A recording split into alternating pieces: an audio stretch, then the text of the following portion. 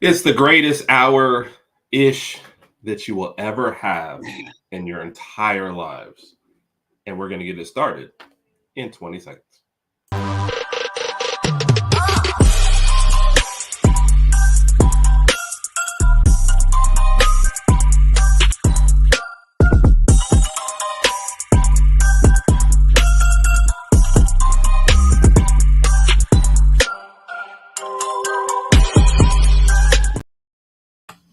Oh, Raj, I'm having technical difficulties already, so this should definitely be a Oh fun my show. gosh! I'm on the same thing. I got in about 20 minutes ago, and I tried the desktop, and the app on the desktop is not working again. So, hey, I'm on my laptop again. It's gonna be one of those shows. I was already on the show this morning where the host had to drop out. What? Yeah. Roll Tiding? No, you're good. Where the host had to drop out. So that was on that what is that Monday thing or that Wednesday thing that we Monday thing, yeah. So Raj has totally renamed. Yeah. You know what? You're just gonna have to sit down today. I gotta admit, while you're going through your issues over there, this may be my favorite Alabama hat. Really? Out of all the hats, why is that? Because it says Roll Tide on it and it fits well. I don't know. I just. So you're saying that's the hat I should steal from you when I come to the house? I'm surprised you don't have this hat because you have more hats than me, and I have to go through mine and get them all together. But this may be my favorite one, and I have the black one that says Roll Tide on the back. I like that one too. But anyway, okay. Well, we'll see by next show what I can come up with. Yeah, I know you're gonna get one. Good evening, everybody. We already got some comments. Yeah. Good evening, everybody. Hope everybody's doing all right today. So Randy says, "Is this? Oh, is the switch positions this? How's that, Randy? Yeah, because I'm usually yes. Yeah. Randy is all about the details, man. Yep. Lay out for good night to you. How are you doing? Big Mike, Roll Tide as always. Mike, the host of a lot of our college football stuff that we did this month, and then upcoming Miami Dolphins roundtable that we got to help getting prepared for the draft. Yeah. So, she only means this for me though, not you. Yeah, that's fine. Love you, Brett. And then Uncle said hey to Mike, and of course, see, we're all about the fans. Okay. All right. How have you been doing this past week? Say what? How have you been doing this past week? I mean, since the last show, I'm doing okay. Tired, a little too much work, a little too much real life. I can't wait until we make it big at this and get rich. Yeah. And I can start not having to work anymore. So that's what I look forward to. So the money, obviously the finances will help, but it's all about this is how she feels about having to watch you, Raj, by the way. Thanks. Oh wow. Yep. Do you feel like Randy's popularity at our show surpasses our own popularity? Like, do you feel that just a little bit? Like, I do, but I think it's pretty cool, man. I think it's pretty cool. It's kind of like I'm fine with it. It's all good. So Randy, so we gathered all the pieces in one box and made sure every single one of them was thrown away. So I feel kind of like the bad luck from the mirror is gone. So maybe not 100%, but I feel like it's not as bad as what it was. So thank you for asking. Appreciate that. I guess there's some programming notes. We're still looking at our kind of almost summerish series where we're bringing in different teams. Close friends are like obviously Georgia, Michigan, Washington. People that come on, Randy. Of course, you're Georgia. Sorry if we're volunteering you already. Outside commitments, we have LSU. We'll let a fan of that other team over there in Athens come on. You know, it's okay. Randy gets a special pass. Yeah. LSU, Notre Dame, Oklahoma, Texas, and Oregon are the other teams that we've gotten commitments from. People to come on and talk about their seasons past and what's upcoming. So definitely looking forward to that. And maybe adding a couple of. Go ahead. I'm very curious to see what the Notre Dame fan has to say, especially regarding the new playoff format, because they're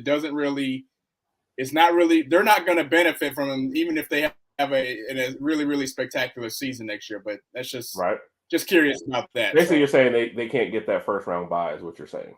They really can, yeah. Yeah, so that'll be interesting going forward for them. I didn't even think about that. So, I think I'm gonna have to fix my mic real quick. So I'm gonna start you off with a question, so you can talk real quick while I fix it. Awesome. The question I love having the spotlight. Yeah, well, I mean, I know. I might even put you up front there. What can we get one of those? No. The first question, the first thing we're going to start off with, that was kind of the lead into that. What teams we want to see? What team we're to talk about?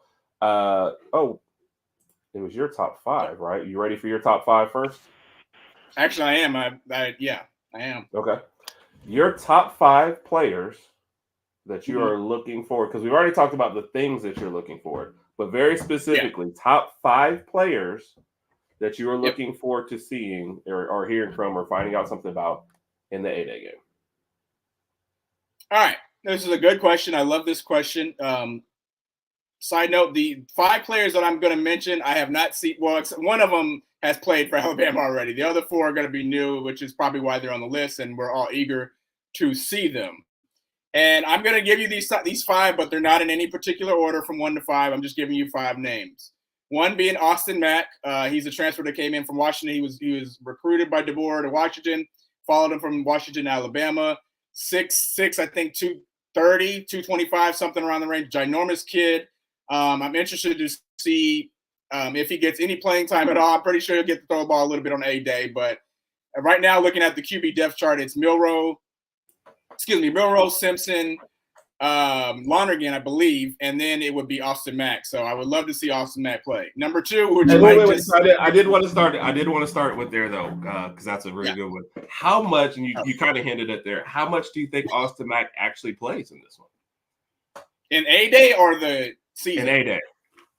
A-Day, I think he is going to get a few snaps because I truly believe. I'm not going to give you a number. I think he's going to get a few snaps, but I truly believe that he is going to be the future. Depending on what happens with Ty Simpson, and like I said, I think there is a specific reason why DeBoer wanted him here at Alabama. I think. And let's be honest, if you really ran off saying Mack has to hit, or you've got to be comfortable. He's got to be a home run. Yes, I agree. Number 2, and as I don't know if you heard her, I'm just naming 5 people. There's no best or worst, whatever. Number 2 is who Big Mike just mentioned. And keep in mind, Raj did coin the name the Germinator. Jeremy Bernard, the receiver from Washington. I think he's also could be a basically athlete, kick returner, punt returner, receiver, whatever you want to call him. Interested to see if he gets, how many plays he gets called for him. Interested to see what he can do on the field, especially in Tuscaloosa. Number 3 is somebody we saw a lot. We saw some of last year. We saw glimpses of him last year, but I'm hoping he has a breakout year. Justice Haynes. I think last time I looked at the depth chart, I think Jam Miller still might be one because Jam Miller got more snaps last year. But I think Justice Haynes has a breakout year this year. I'm also hoping that we get to see him play a lot this year because I have a feeling that we're going to kind of convert to a pass-happy offense. Right. And with that being said, I don't know how much our running backs will be utilized, and we have to keep them here. I don't want to be underutilized. I think pass happy, maybe pass more. I don't know about pass happy because we have a great stable of running. Yeah, we're not going to be throwing it like 45, 50 times a game, but I want to make sure that our running backs are included in the offense because that's how it's been for such a long time. Yeah. Number 4 is the tight end, Caleb Odom. Again, on the depth chart, I think he's a little lower on the depth chart. He's going to be a freshman coming in. I am really, really curious to see how good he plays. He's got some good size on him. He's got some good I'm sorry. And I said tight end. I think he converted to wide receiver last time I checked. So Caleb Odom's number 4. And I haven't said his name, but if you haven't guessed by now, 5 is Ryan Williams. We've said a million things about Ryan Williams. We've all heard about him, like pretty much the number 1 wide receiver in the country. He's supposed to be the future. A lot of people gave his recruiting comparison with the same comparison as how it flowed as far as Nick Saban bringing Julio in. So is he the same as Julio Jones? No, he's not going to be the same as Julio Jones. But impact wise, I think he can have the impact, and it's going to come down to again how many times we can get him the ball and how the offense flows. So Austin Mack, the Germinator, Justin Haynes, Ryan Williams, Caleb Odom. Right. I'm surprised, and maybe it's because you've already seen a lot from him, but I'm surprised there's no Milroe in there, to be Yeah, honest. yeah, that's why I stated before I gave out the list. I wanted to give out guys who we really haven't seen too many glimpses of. Right. So I know what Milroe can do. It's a good name to bring up though, because I will be interested to see how Milroe factors in into DeBoer's offense. Again, we alluded that it's going to be more pass friendly. So he's if going to things have flew to out the improve. way, So. He's going to have to improve. But if he can improve, and even you and I talked about his ceiling, if he can get closer to his ceiling, I mean, he could be a danger this year.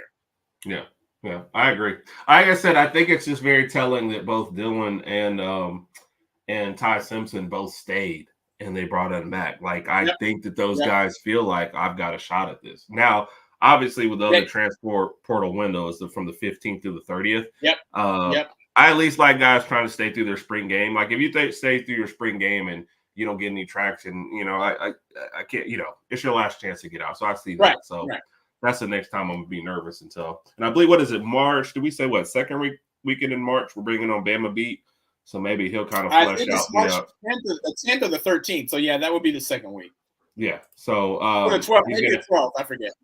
Yeah, March 12th. Sorry. Yeah. So he's going to help us kind of flesh out the depth chart a little bit. Justice Haynes, I just, when you have like Jam and Justice Haynes in there, and was Richard Young too as well, like I just can't see them eschewing the old running back room. Like, you're just going to have to lean on that a lot, And I feel like I know she didn't mention not a single defensive player, right? So you don't even care what the defense does. I did, but again, Mike alluded to it.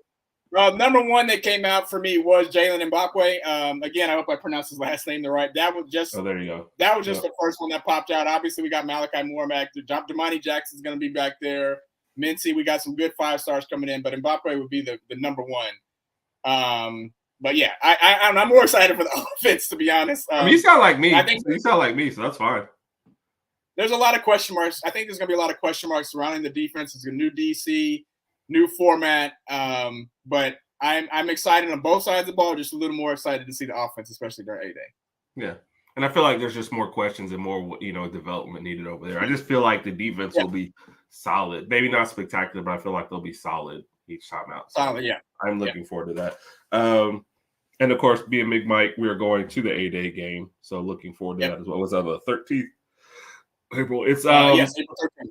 Yeah, I agree with what the general thoughts though on kind of what you're looking for. It's obvious we want to see how the offense flows. I want to see how I want to truly see how the quarterback competition is going to shape out. But like I said last year, I think Ty Simpson was running a little bit more just to show that he could. So I really feel like that's part of his game. He wants to say, like, look, I'm not as fast as Milroe, not as dynamic, but I can compete in that. Like, I'm not a slouch back. Right. So. Offense and concerned about the defense. I'll be honest, I'm not. I feel like there's still talent on the defense. I feel like the coaching staff right now too is probably better overall defense wise. So I feel like they will get those guys into shape. So I totally understand why you would be. I'm just not as concerned about it as I am offense. I was about to say, Mike kind of summed up how I was feeling too. I am a little more concerned about the defense. I know that we have the players there, but I need to see it in action, and we'll get to see glimpses in A-Day. But come week one, when it's Western Kentucky, I guess we'll really, really get to see them in action. But I'm a little more concerned. But I think things will ease over the next few months. Hopefully, we'll see how that goes for sure. So you're not worried about the Wisconsin matchup as far as that goes? I am. I'm nervous about that game because it is our first. It's going to be our first big road game. Herb might be going to that one too as well. By the way, yes, Herb might be going to that one. Herb's going to be doing some traveling this fall. I looked at the travel budget, and the travel budget was empty though. Do you know anything about that? I didn't want to bring that up in front of everybody on air, but we'll discuss the travel budget at another time when I'm ready to talk about it. So that trip to Hawaii you took last week had nothing to do with it? I'm not going to Disney. What'd you say? Oh, okay. Thanks, Raj. Thanks. Yeah. We had to do something else with the travel budget. We had to allocate the travel budget funds to something else. So yeah, thanks. Yeah. Tuesday thing already cooking. Yep. Appreciate you. Yes. I'll see Raj mistakenly called his show that Monday thing that we do every Monday morning. 8 a.m. And I thought about 9 Eastern. I know I apologize again for saying that. I was talking so fast last week, and I just forgot to call it. They called me Mr. U show, and I called it that Monday thing. But now it's just like a hidden joke, so it's funny. It's funny. But shout out to Mr. U. We appreciate it, bro. Yeah. So I haven't seen it, and obviously you have to forget I haven't delved in. I haven't jumped into the other conferences as much. But to me, Wisconsin is not in that upper echelon of the Big Ten. I think you clearly have from the ones that are already there established. You have to go like Ohio State, Michigan, Penn State, possibly I guess Iowa, just because they were there. And your newcomers. Oregon seems to be the leader of the pack. Oregon. So to me, like Wisconsin is no better than 4th or 5th without even looking at any rosters or doing anything. You know what I mean? So and I don't even know if they're ranked in the preseason top 25, but for Alabama, it's just the fact that it's going to be, we got a new coaching staff, new regime, and it's going to be a road game at Wisconsin. So that could play a factor into the competitiveness of that game and what might happen. I think had Saban and his crew been here, we could go into that game saying, okay, we might win 35-14. And again, with going into 2024, it could be 41-10. We have no idea what we're going to see. So we have 2 weeks to prep for that one. And then obviously after Wisconsin, we have a bye. Then we got the big one at home with that other team from Athens. And I don't know the players. There's a lot of questions out there. This one for Wisconsin at 2, it can't be. That's no nothing that I've seen. A ranking of 2 in the Big Ten or what? Where is that at? Yeah, it's not national ranking. For sure. No.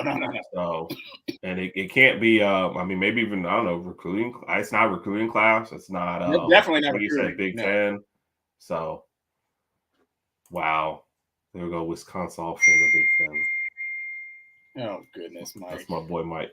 So I'm definitely. This was the one I was going to ask. Follow up with that. What other, let's say if you did happen to watch around some spring games, what other ones come to mind as teams you would want to check out in their spring games? And Mr. U said not national recruiting. I just know, Mr. U, it's not their rank. Like, I don't know what number 2 is. Transfer portal? Like, I haven't even heard them get a lot of people for that. So. No, I haven't seen them like in the top 10 in any real list. So I have no idea where they would be ranked at number 2 for anything. I'm not sure. I'm honestly not sure. And while you're thinking about that, I did want to let him give 2 seconds, or not 2. I'm sorry, get in this comment real quick. I didn't see what Stephen A. Smith said, but I mean, I won't say this while our Notre Dame guest is on with us. Yeah. But they really are. And one reason, let's be honest, when we saw that preseason ranking and saw they had jumped to number 5, that's what got me interested. But they're surviving on that network, and they do play a decent schedule. I'll give them that, but they're not. When you think about teams that you fear, and when you see Notre Dame across the matchup, you're just not scared of them. So it's just we're not, we're also basing this off our most recent history with Notre Dame, where the games really haven't been close. I mean, we can think about the 2012 national championship game, and that was 42-10, I believe. I don't remember a single play from that game. I don't. I remember Eddie Lacy fucking somebody and then scoring a touchdown, but that game was just never close at all. And then we played him several years afterwards in another bowl game. But and we played him in the playoffs. So no disrespect to them, but when we think about us playing Notre Dame, we don't look at it as like this might be a challenge. Right. So we'd have to dive into their 2024 schedule to kind of see where they would land. But I think it's going to be pretty much similar. Without looking, it'd be similar to last year. They're going to lose a few games here and there. Maybe make it into the top 12, or maybe be right on the outskirts. Right. I don't know. And looking at the like I said, one of the reasons why we're bringing them on, because the top 5 ranking, and we do kind of want to pick somebody's head that's a little closer into it. What did they think of this last season? What do they think of next season? The top 5 ranking and the playoff chances. So we will definitely let somebody more into the system kind of tell us what they think about that. So, what other spring games, if any, Roger, are you kind of looking at? If I was extremely bored and I was forced to watch another spring game other than Alabama's, I hate to say this, but I'm going to admit it. I might pay attention to Auburn's simply because they had some receivers recruited there, and I would like to see what they could do on offense, which is going to be little to nothing. I pay attention to the team in Athens. I think they're going to be a threat regardless of what happens when we play them or not. And just next year they're going to be preseason. Yeah. What's funny? I will not be interested at all in the Georgia one because I already feel like I know what we're getting. Like they're just going to be, they're going to be a tough team and they're going to be number one. I'm curious as to see how they're going to react without having Brock Bowers there. I don't know who the next tight end is going to be. I don't think he'll be as utilized as much as Bowers because I feel like Bowers was the safety net. But did you hear about those Brock Bowers to Miami rumors? No, because they didn't come true. Yeah, they didn't exist. Go ahead, I'm listening. Yeah.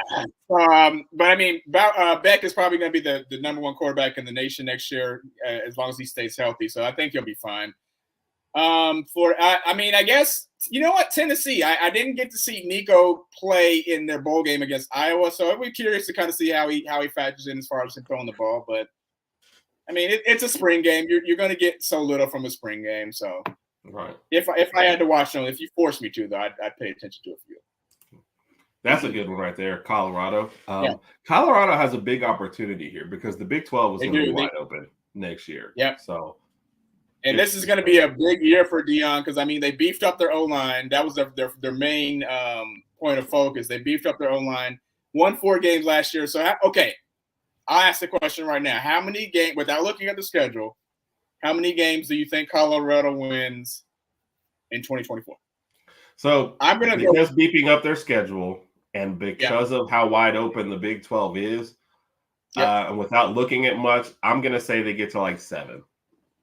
I was going to say 6. I think they're in that we're going to make a bowl game range, but we still have work to do kind of thing. Right. I don't know about their depth still, even with building up the line. So, that's my guess without a deep dive. So, and we're not going to break down like the full Big 12, but we'll definitely add Colorado in as one of our teams to kind of look at. So we'll see how we do with the funny thing is our contributors from the Big 12 last year have all moved to the SEC.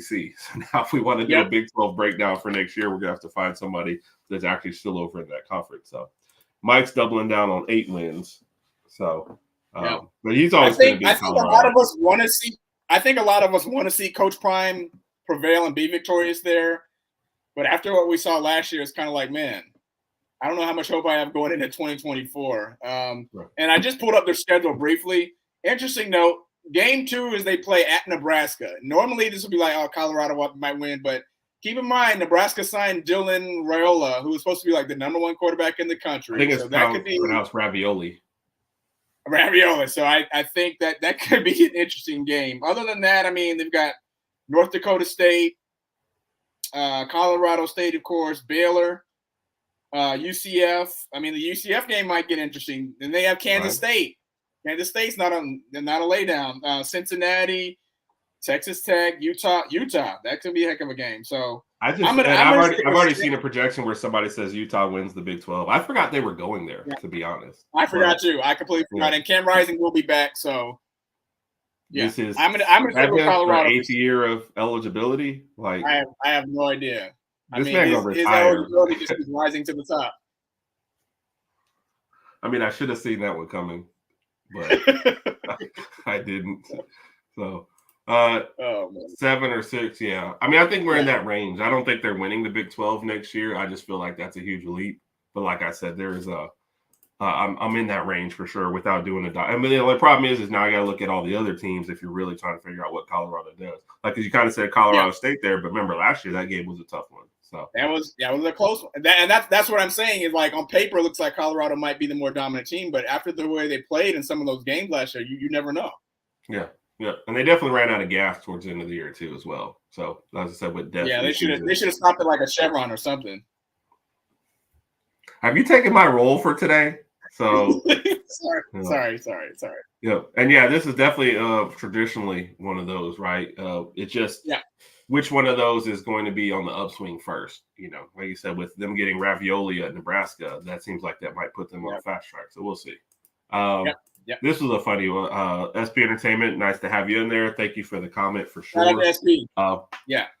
My problem with fantasy football is I'm just terrible at the end season. Like, I enjoy the draft, and I'm horrible at everything Yes. afterwards. Yeah. So that I'm 100% the same way. I really, really love the draft, and I was really into it. But then midway through the season, I'm just like, I'm ready for this to be over with. Especially when my team's doing bad. It's just like, and that's the problem when your team is not doing well. You're like, oh, what do we do? yeah, you're just like, dude, let this be over with. Because you still have hope going into each game. Maybe this player might not play. Maybe this player gets hurt. But it's like, oh, we stink.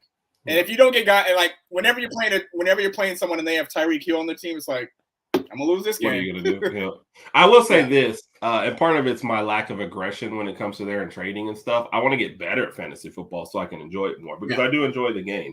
I made the mistake this last year of having 3 teams. That'll never happen again because that's a lot to juggle. I need 1 team, possibly 2. And that's it. So, but are you somebody who creates a draft board and gives it all the options? Okay, yeah. But I am somebody who will like have 7 screens open when the draft is going on, and I will overthink every pick. So I don't. I just pick whoever and be like, okay, whatever. We'll see what happens. So what we've made Mike hungry, and Lady Apple's already had spaghetti. So now I want smiley emoji. Oh, right. Interesting. K-State, I think KC. I guess I just way overlook K-State as far as when I'm thinking about who's going to win the Big 12 next year. I think I need to give them more respect. But I think they beat Colorado. I think the Big 12 is up in the air this year. I have no idea who's going to win. I picked Oklahoma State a few weeks ago, but I'm not really set on that. So.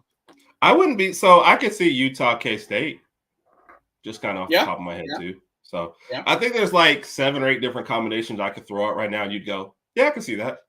Yeah, I can see that. So that's why I think Randy's the one that posted it. One. All right, sorry. Yeah, Miss You, that is me. I don't look at it enough before the draft. Then when the draft happens, I'm spending like the last hour and a half with 20 different things and blah blah blah, and then I overthink every pick. Texas coming to the SEC though, so no longer in the Big 12. So Texas and Oklahoma are out. That's why it is such a wide open race, is up because you have those 2 teams out. And Oklahoma State was in the championship game last year, kind of, but not very impressive at all.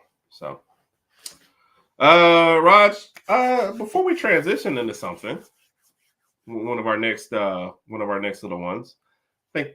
Right around the 30-minute mark is always a good time for us to continue our debate series.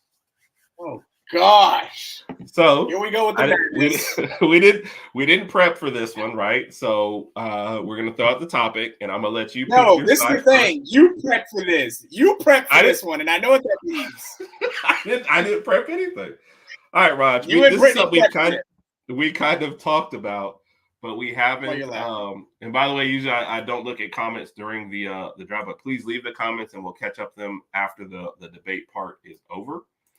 All right, Raj. The debate this time. Would you rather have your team lose by a last-second field goal, a la Tennessee, or get blown out, a la Clemson, and the game's over essentially by halftime? You can pick your side first because you feel like there's some kind of disadvantage. I'm going to say get blown out. And I'm going to say this. It might be more embarrassing, especially after the game when you go on social media and everybody's criticizing your team for getting blown out, et cetera. Like we did against Clemson. It was 44-16, whatever. Right. But when you're getting blown out, you know earlier on that game is over with. You have more time to prep. You've got more time to play. Your emotions are different. You've accepted the fact that, hey, today's not our day. Let me go ahead and start prepping for my responses on Twitter, on Facebook, on Instagram, whatever the case may be, and I can get ready for that. The game's over.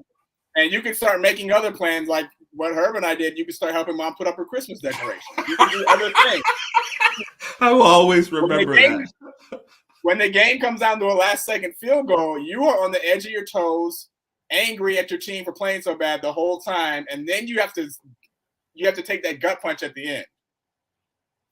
That's just how I feel. It's easier. Emotionally, it's just easier when you get blind. So, it sucks, but you argued it the wrong way already. First off, as Alabama fans especially, you don't want to go on Twitter having your team lost by like 30. Like you just can't survive that. You can't. Give me the close victory. Look, I want to know that my team competed, that we were well coached, that the players gave it their all, that they were out there. Yeah, does it hurt more? Yeah.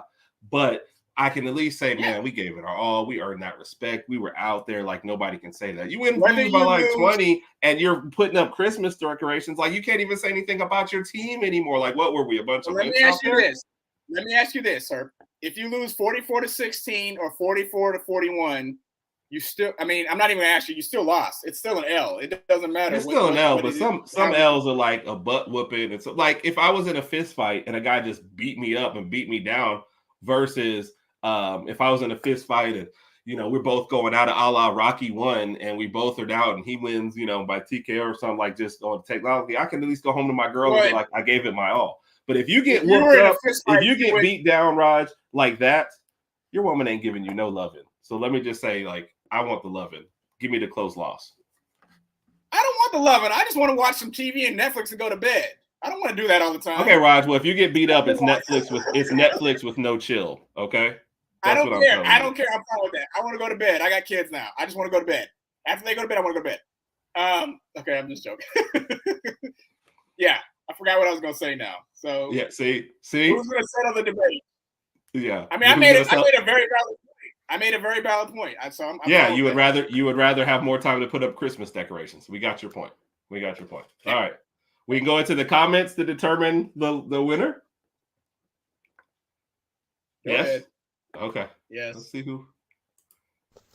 Wagwan! Hello to the Herb and Raj podcast. Loving you guys, man. Appreciate y'all having me on here as always. You guys doing big things, man. Love to see you guys. Another great debate, man. But Raj, I told you got to bring it, man. You don't bring it, man. I don't know what to tell you. My Herb is just he killing you, man. His points are all great. He's a wordsmith over there, Raj. You got to bring it better, man. That's okay. One more loss is okay, man. We still love you, man. One love, still love you, man. So again, thank you for having me on. Appreciate everybody listening to the Herb and Raj podcast. Mikan. Well, the independent arbitrator has spoken again. Let's check what the scoreboard is after another lively debate. This is not fair. Herb is up 4-0. No. You know what?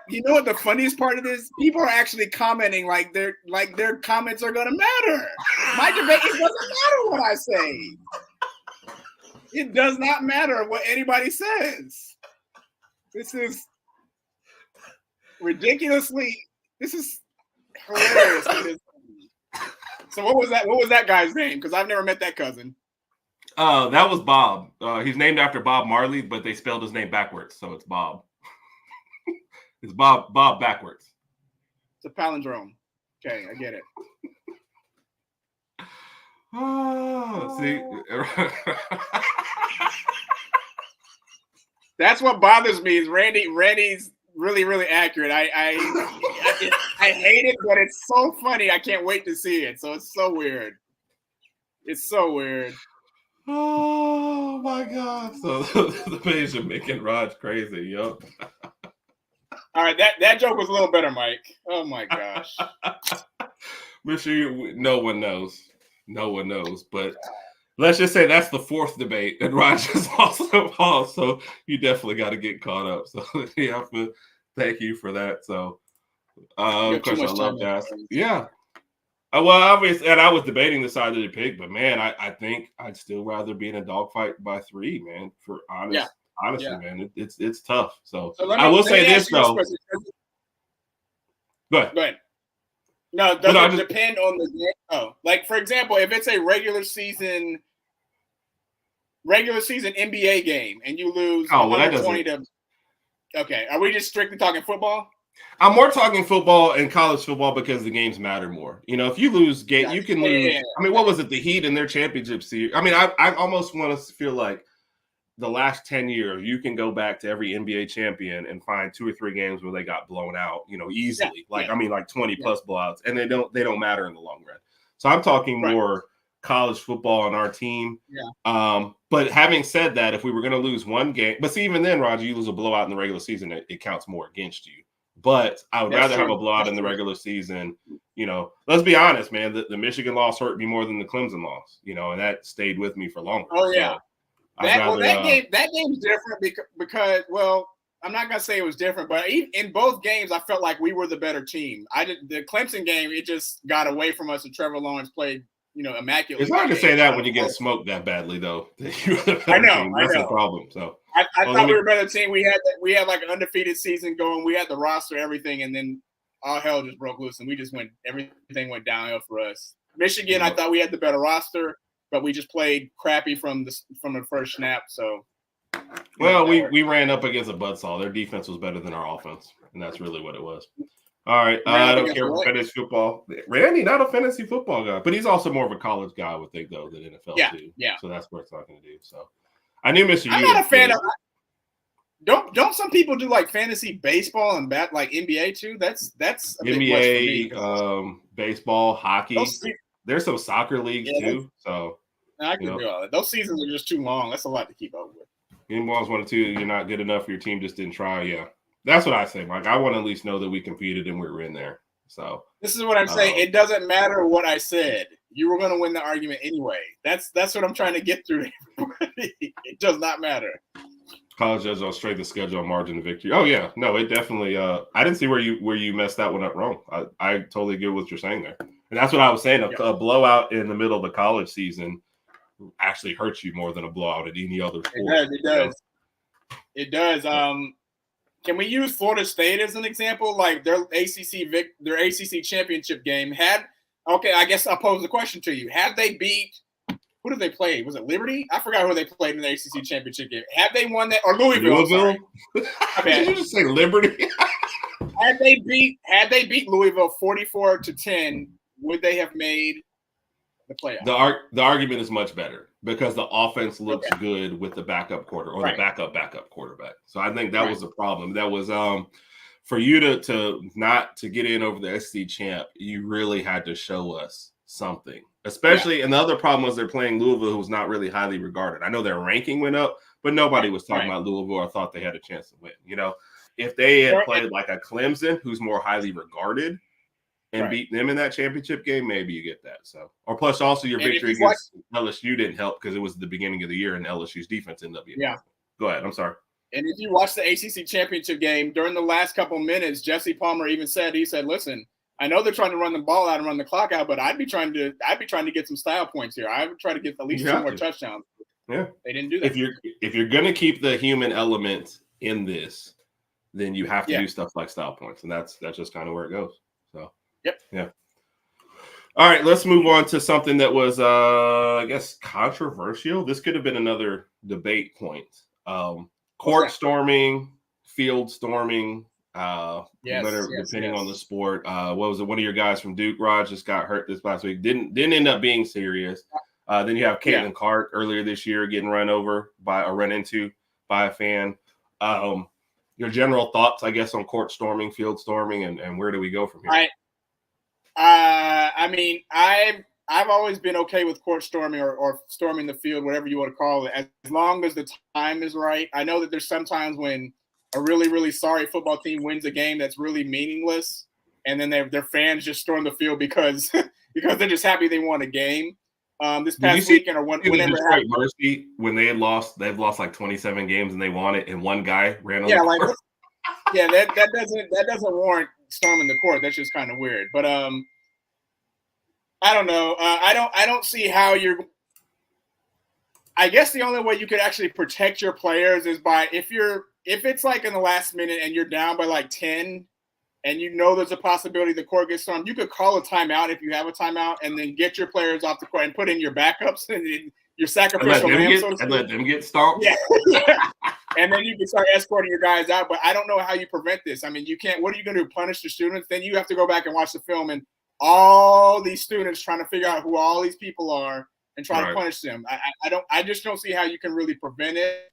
I know that sometimes coaches come out prior to the game and say, hey, we appreciate you guys for coming out, blah, blah, blah, blah. Please don't do this. That's still not going to stop all these crazy college kids. And to your thing, Raj, they do a lot of I think the ACC doesn't, but the other conferences, they do fine the teams. But come on, man, you know, You get to take You that can one of find the the big teams, dogs. but the Yeah. play. I mean, if it's not coming from the students, they're like, okay, well, you're going to find the college. They'll pay that. They got the money.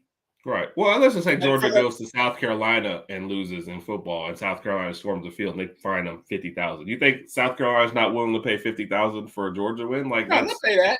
Yeah, Yeah. they'll take it from one of the kids' NIL money. So, Yeah. my problem And has always been I love the emotion of it, so I don't see where you Right. get rid of it. And like to your point, the only problem with yours is the last second, 3-pointer or whatever, or last second touchdown doesn't give you a time to move everybody off. My thing is there needs to be more security for the losing team. There has to be some way where you're like, okay, here's the funnel, here's the guys are getting out, here's where the security is. You got to protect those guys, and I think that's what. And the problem is if you just lost the game. If you just lost the game, sorry to interrupt you, you're more likely, you're already angry and pissed off. So when you look up and you see hundreds of kids running your way, you might start balling up your fist out of protection, just saying, you know what? Hey, man. LeGarrette Blunt. Yes. LeGarrette Blunt from years ago. And here's the problem. This is like exactly what I agree with you, Mike, that there should be more consequences there. A lot of times these guys will go out and start taunting. And my thing is what is it? What Mike Tyson said, everybody's like cool until they get punched in the mouth. I'm not advocating punch in the mouth, but if you after victory, your first thing is let me go taunt this, 6'3", 230-pound, linebacker, or whatever. Like whatever happens after that is on you. Like there you can't go out taunt him because there's a film, one of the games earlier this year where the guy was filming the guy just talking trash to him the whole way. Whatever happens, man. You can't do that and then just say, oh, the player is the only one held accountable. You're the one on the field first off, right? So any other time during the game, you're getting tackled. So you're taking your chances there. So you're going to create something where the players are going to have to protect themselves, and you're not going to like that situation. Yes, I agree 1,000%. And who's to say there's not some students in the stands or on the field or in the stands? I'm sorry, targeting players. Do you see what I'm saying? Like. Right. They're saying, okay, we're going to start on the field, but I know such and such has a big NIL deal, whatever the case may be. I'm going to make sure I run into him so he hits me, vice versa, and then I try to sue him. You see what I'm saying? That was an episode of Ballers with The Rock. I think that was the first episode. Some guy shoved him at a club. Yeah, guy shoved the guy at the club, and the guy, the player, like pushed him or hit him or whatever. And the first thing he was, because he got it on camera. So there's just a lot of that. So. Let me see what he said. Clemson said, okay, football, let the teams leave the field. Don't rush down. Everyone can. Yeah. Like I said, I think you're going to have that emotional rush and that want to do it, but you've got to protect the players. And if you don't do that, and it's like, okay, we're going to find you whatever for this. Well, if the player from Duke, and I always feel like I missed his name, if he was seriously hurt with some time, Flip. If Flip was hurt, like, I mean, what are you going to do? What if Caitlin Clark had gotten seriously injured earlier this year and she was out? And that's the face of college basketball right now on the women's side. Like, then, and I feel like they're waiting for a big incident to get serious about. And you know what? I know they're waiting for a big incident, but it's going to happen. Eventually, this is going to happen, whether it's football, basketball, whatever the case may be. So it's only a matter of time before something happens. But to the initial point, I don't know how you prevent any of this. There's just so many people. If it was 3 or 4 people, you can get security, but security can't stop hundreds of kids jumping out of stands. Keep in mind, these kids are probably filled up on beer, liquor, whatever the case may be. They're looking forward to this anyway. So, part of that is also like you don't have a heightened security presence because it's an upset, so you're probably not expecting to win anyway. So when it happens, you're like, oh crap, it's like. Middle of the third quarter, when you feel like you have a chance to win, do you start calling up, every bouncer in town to get out there? Like it's almost an anticipation thing. But I don't think every school is willing to, triple their security budget on the off chance that something happens. Yeah. So I don't know. I don't know how to fix it. The fines mean nothing. It's like you said, the players the people that are rushing the field are not, the money ain't coming out their pockets. But no, they don't care. Yep. They're out there on Instagram Live and everything, just taking pictures, video. Hey, we're out here on the field. Okay, cool. Yep. They're doing it for the experience. Yep. But like we both said, I am tired of them punishing the players for it and not the people. If you get in the player's face, like that's on you. And what is it? Chris Rock said, I'm a man, and I know if I'm having an argument with a man bigger than me, there's a zone I don't go into. I'm going to stay back. I'm going to yell at him from across the street if he's bigger than me. Yeah. So plus as little as you are, I'm all for the players defending themselves if necessary. I didn't hear that. It was a bad joke. Obviously, go ahead. Yeah, definitely. So. We wanted to talk a little college basketball too before we get into the questions of death. But let's throw out the and so the Bucks are still at 2 on the East, and I guess the defense is getting better since they hired Doc Rivers. But I still have as much faith in them. And then I've been listening to Bucks podcast. They don't think they're going to catch the Cavs for 3. So Knicks got to get healthy before they can make any noise. But Boston is just clearly the best team in the East. So. I want to see. So, and that was one of the questions I had for you, Raj. The Western Conference Finals is going to be fun, though. Thunder, Nuggets, Clippers, Wolves. I think the Clippers have been moved to number 1 seed right now too, as well. So, thank you for that. What would it take, Raj, to get you watching NBA regular season again, if anything? So, for those that don't know, I am a huge LeBron fan. I do try to catch the majority of the Lakers games. I do try to catch the majority of the Lakers games if I can. So are we asking this just like a random fan standpoint or just people who just don't watch the NBA as much or what? Like you particular, what would get you back watching the regular season? You in particular. The NBA has targeted you first and figure with your fame, you can bring other people. If I knew that the Lakers were a little better, if their roster was a little different and I knew they would be more competitive as like a top 4 team in the West, I would probably make sure I watch all of their games. Right now, I know for you, that it's personal. It's not about the overall product. For you, it's personal. No, I'm fine. I'm fine with the overall product right now. I have no issue. It's high scoring, less defense. The rules are different. Officiating is different. I adjusted to it. I'm okay. You don't play no defense. I like it. I mean, it is what it is. I mean, that's just part of life. You have to, adapt to change, or you get left behind. I know there's some people that are kind of stuck in their ways, and they're not happy with the product, and that's their opinion. Okay with that. I'm okay with it. I'm still a big fan of the NBA. Now, when LeBron retires, and I've even told you this, I'm going to have trouble watching some games because we were both huge Jordan fans. We watched it through Jordan.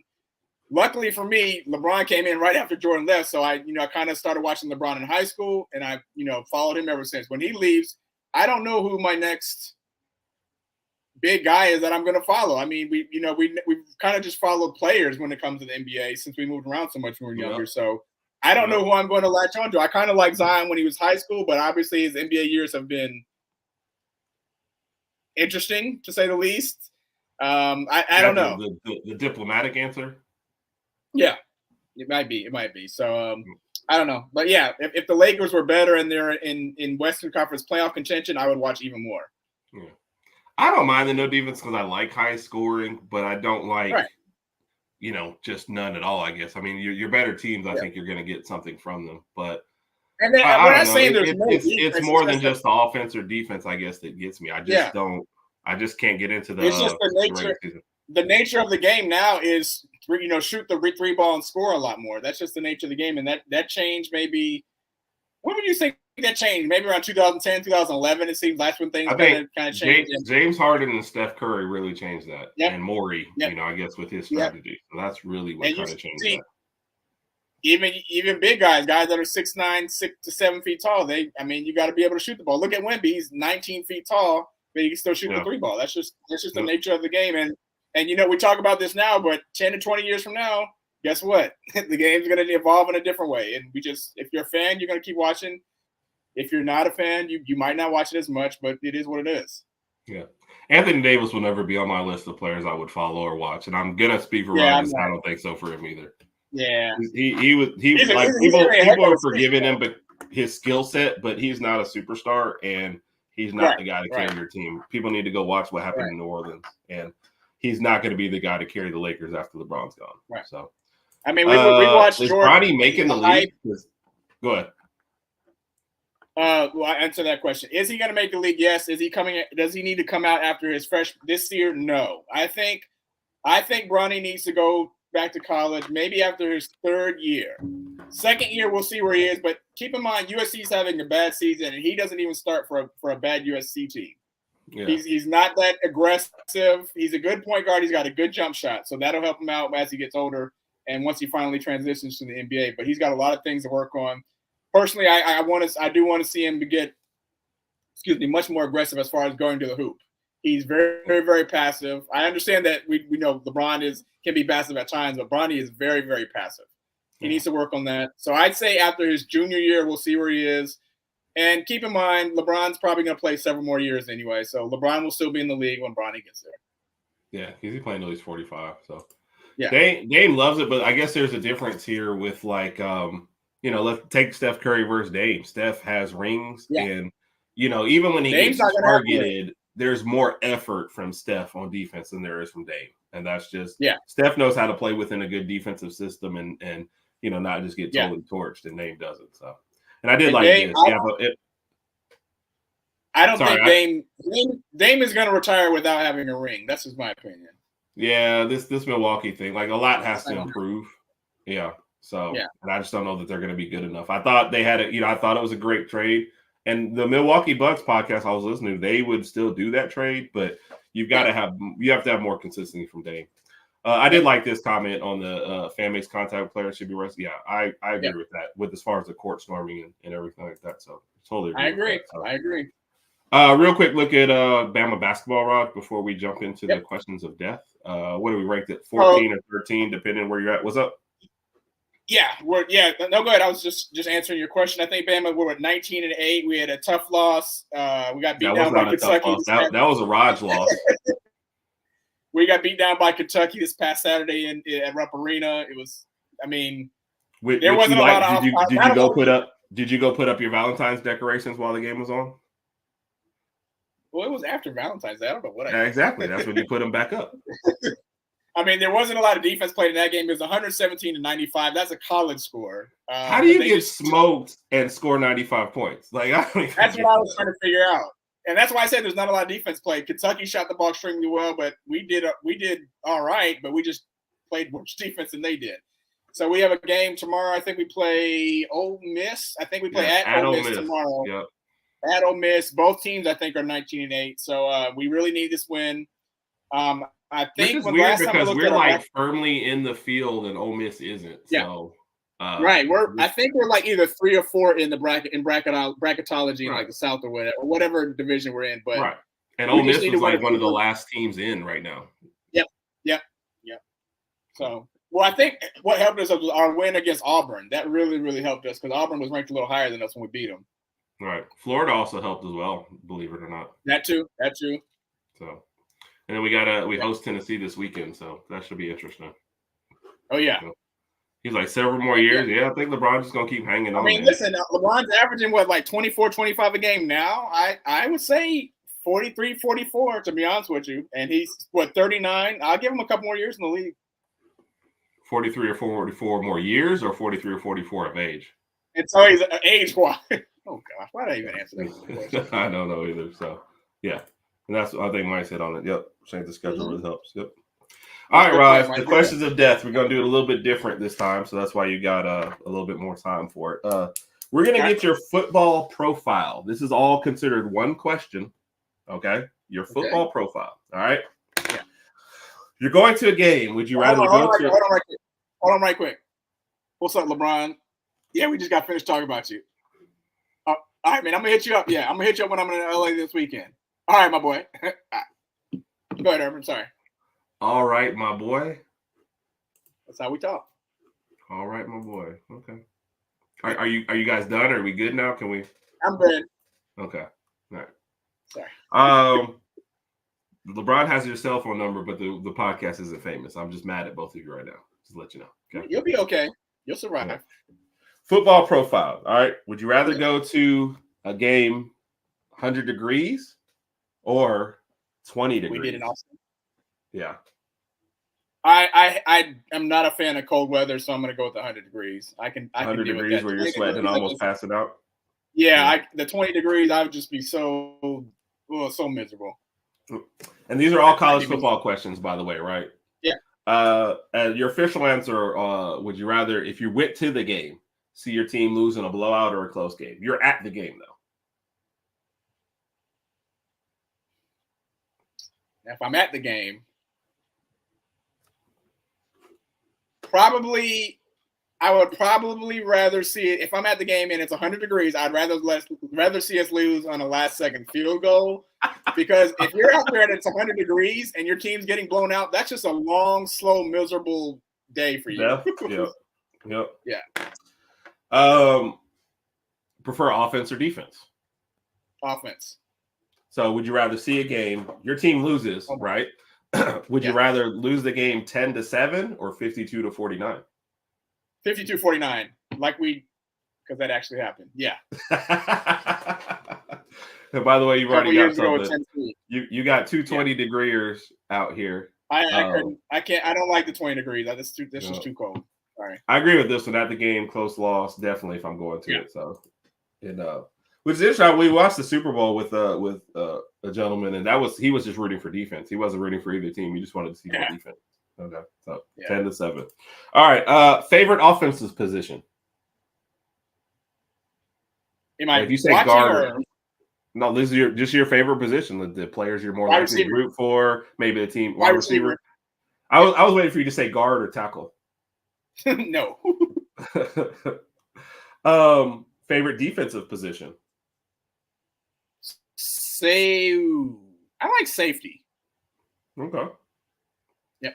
What from the Nick Saban era was the worst loss that you saw? Like the loss that still sticks with you, the one that hurts the most? During the Nick Saban era.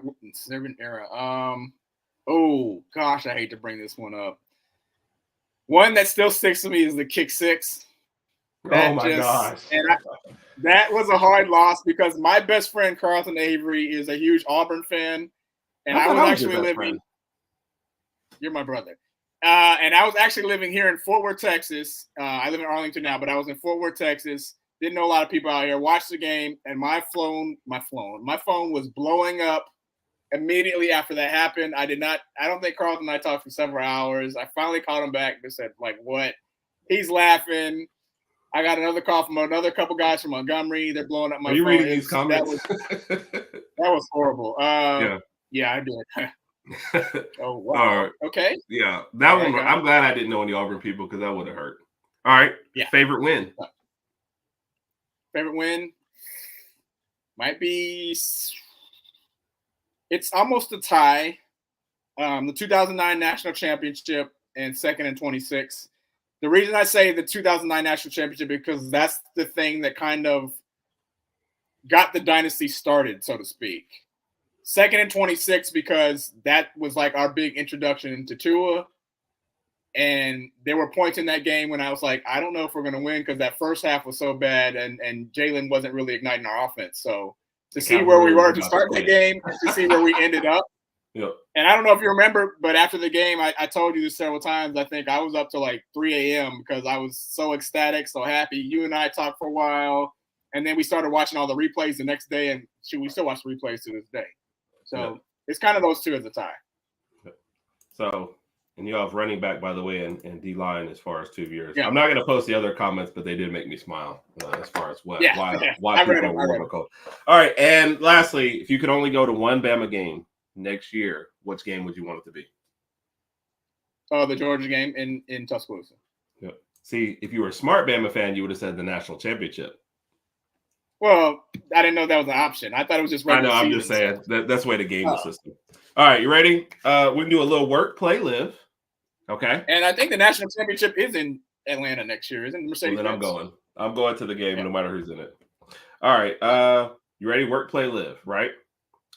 Okay. LeBron in Cleveland, LeBron in Miami, LeBron in LA. All right, LeBron in Cleveland. Are we saying the first 8 years, or then when he came back? The first 8.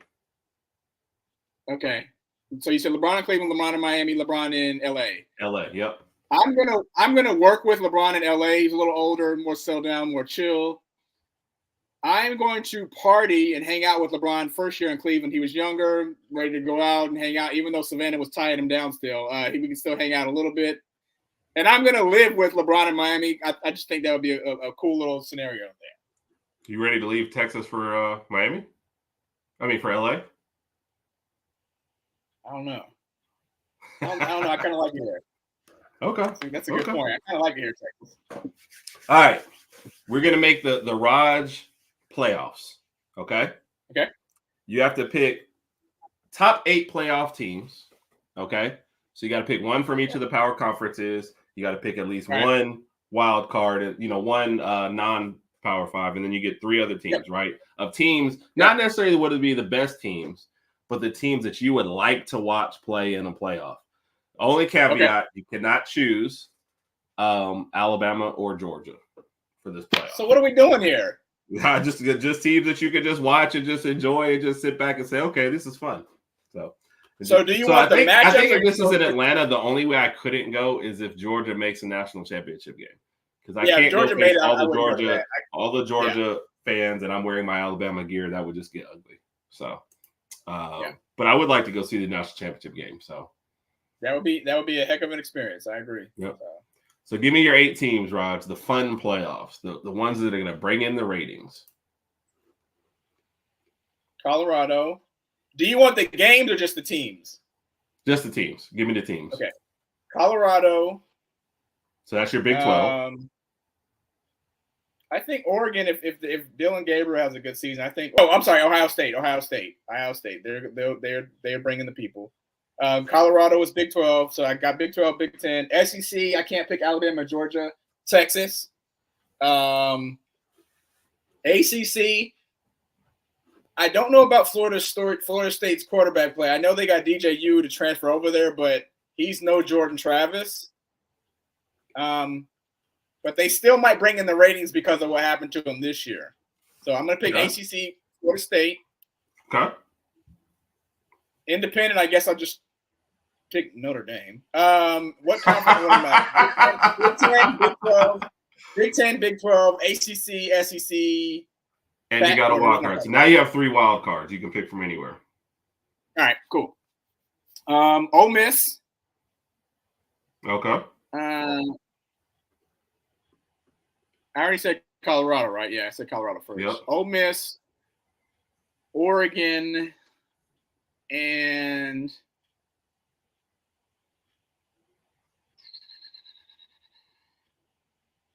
Appalachian State. Oh my gosh, this man just said whatever, huh? Okay. Nice. Just for entertainment purposes, Appalachian State. Nice. Excuse me. All right. Raj, appreciate you as always. Another good show. You have a week to dust off your don't know if we'll have a debate next week, but if we do, you can dust off your skills and kind of get pumped up and get ready for it. It's not gonna help. Yeah. Thank you everybody for listening. We'll end with Mike. You get the last comment of the day. Colorado, Oregon, Ole Miss, Miami, Ohio State, Texas, North. Oh, Miami would be a good pick. The U, bringing the U back. I don't know when the U will ever be back, but yeah. Well, they'll be back for Mike's playoffs, so we're down. So yeah. Appreciate you guys as always. You all make the show, so we love it. Raj, you're the greatest brother the world has ever known. You're the greatest brother ever too, man. I love you, Herb. Well, there you go. There's a night, y'all. Roll Tide. Roll Tide, everybody. Have a great night. Have a good one.